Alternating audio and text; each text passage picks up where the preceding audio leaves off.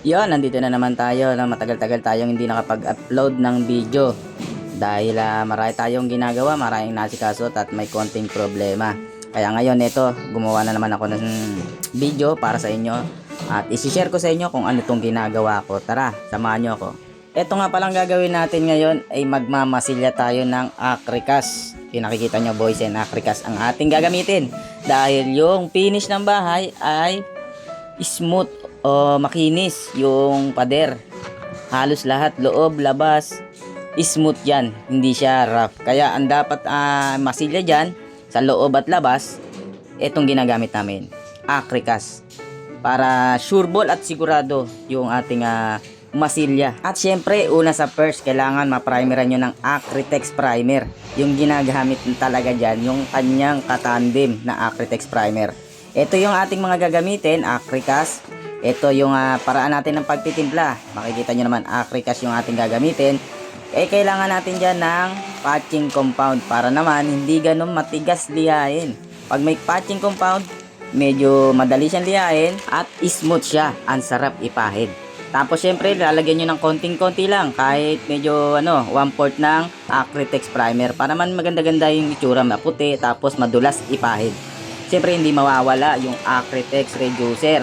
No, pagka malapot na, naninigas na, lalagyan mo lang ng acritex reducer. Tapos ayan, titimplahan mo na. Hahanapin mo lang yung tamang lapot. Tapos yun, pwede na ka magpahid. Dito nga, magsisimula na tayo magpahid. Ang unang ginawa natin dito, 'di ba, nag-primer muna tayo. Pagka primer mo, pasaliha yung tinatawag, lihahin bagya. Tapos magpahid na tayo ng acricas. Sa pagpapahid naman, magsimula ka kung saan ka komportable, patayo o pahiga. Kailangan lang magaling ka magpahid at huwag mo nang babalikan yung pinahid mo. Pagka pinahid mo siya ng una, tapos babalikan mo siya medyo mga ilang segundo, hindi na pwede dahil babaliktad. Ang technique niyan, aralin mo muna kung paano ang pagpapahid ng acricas. Sa mga veterano, alam na to. Pero pag baguhan ka pa lang, practicein mo magpahid ng acricas.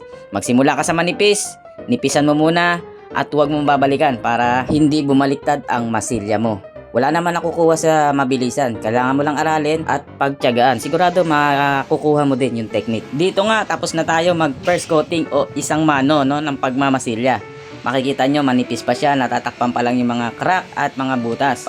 Hintay mo lang ng konti, ng saglit o isang minuto. Tuyo na yan, pwede ka na magpatong ulit ng pangalawa. Makikita mo naman dito sa kabila, yan, yung finish yan. Makikita mo finish na yan. Nakatatlong patong ako dyan. Yan, hanggang dito na lang ang ating video, no? Kung may natutunan ka, huwag mo naman kalimutang i-like, mag-comment ka na rin. Tapos huwag mo kalimutan mag-subscribe sa ating video. Salamat! Thank you!